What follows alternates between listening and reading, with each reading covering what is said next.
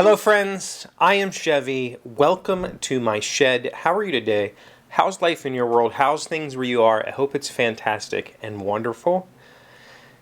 This is episode 1400 of this show. 1,400 times I've sat in front of this camera over the past 6.5 years and told you about my day-to-day life of an average 40-something dad in West Virginia. 1,400. And you keep coming back. And lately, I've been having this feeling.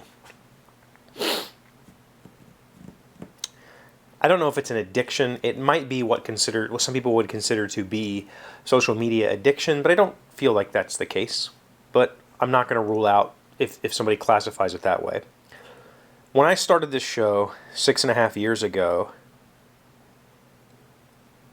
I was part of something. At that point in time, I had successfully published multiple board games, some through my own publishing efforts, some through publishing with actual publishers. And for years, I had been writing in blog posts and giving seminars and attending proto-spiels or designer conventions or designer retreats where I would play test and help develop other people's games, and I would share my games with them and let them do that as well. I would write articles about all of my game design theories and my processes on my website. I was part of something. And at that point in time, I had people seeking out my time, seeking out my attention, seeking out my advice, asking me,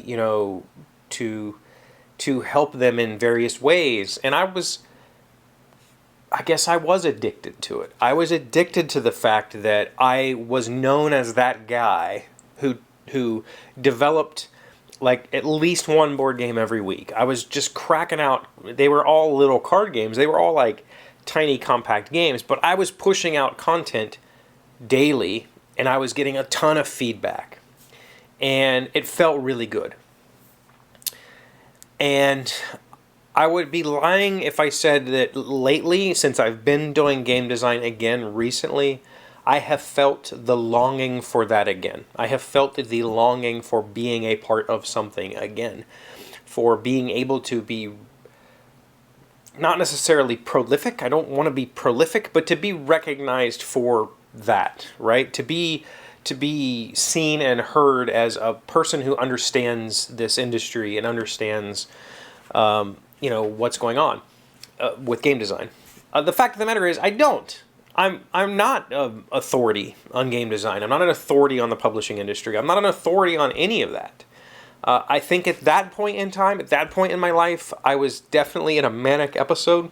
I definitely thought that I knew better than everybody else, or that I had some secret knowledge that meant that I should be sharing it with the world. I don't feel that way anymore, but the longing that I feel is the being able to reach an audience, being able to reach out and say, I've got this thing, I'm working on it, here it is.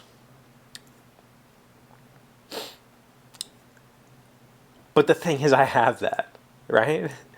I have you. 1,400 episodes of this show, and I still have you. I have my audience. I have the people that care about me in my life. And I check in with you every single day. And it feels amazing. It still feels amazing. The fact that I've been doing this that long, and that I have acquired a group of friends that are simultaneously interested in my life, but also interested in sharing their lives with me. A lot of you share your lives with me. Maybe not, obviously not on the scale that I share my life with you, but I know a lot about a lot of you. And that's amazing and wonderful. It's such a beautiful thing that I thought last year I was going to stop. I thought I was going to end this show. I thought that it had run its course and I was done. And I didn't really have anything else to say. I was recycling thoughts. I felt like I had told all of my stories. The original intention for this experiment was to catalog my thoughts and ideas for my children so that someday my children could look back at this media and say, this was my dad. And if they wanted to know something about me, they could find it in the catalog and they could say, well, here's what Dad thought about this. it was my way of saying, girls, I'm giving you something that I wish I had. I wish I had that catalog. I wish I could search my grandfather's thoughts. And I'd already done all that. I'd already told all my stories, and I've told some of those stories 2 or 3 times. So last year, I was seriously considering stopping. I was seriously considering saying, I'm going to put the camera away for a while, and I'm going to do something else. And I'm glad I didn't, because the realization is, you guys, the people watching this video right now, the people who clicked on this because they saw the title and thought, wow, it's been that long. You are part of my something. You are that something that I've always been seeking. That group that I can reach out to when I need help, or that I can reach out to when I have something joyous to share, or that I can reach out to when times are tough. And we're there for each other. And that feels really empowering and amazing. The reach that I had 6.5 years ago when I was actively designing games a lot, those were all acquaintances. Those were all people that, yes, we hung out quite a few times at various conventions, and we played each other's products, and we encouraged each other and heralded each other through the publishing process. Those were still just acquaintances. Like I've been looking at some of my old rule books and looking at that list of names of people that helped me along the way, and I know so very little about all of them. But I can look at the names of the people that watch this video, and I know so much about all of you. We've gathered together a group of people that are actually friends, not just acquaintances. We're friends, right? I know that if I said I was going to your hometown tomorrow, whoever you are and wherever you are in the world, you would invite me in and be like, dude, let's hang out. And I would do the same for you should you decide to end up in the middle of nowhere, West Virginia for some reason. And that's super, super special.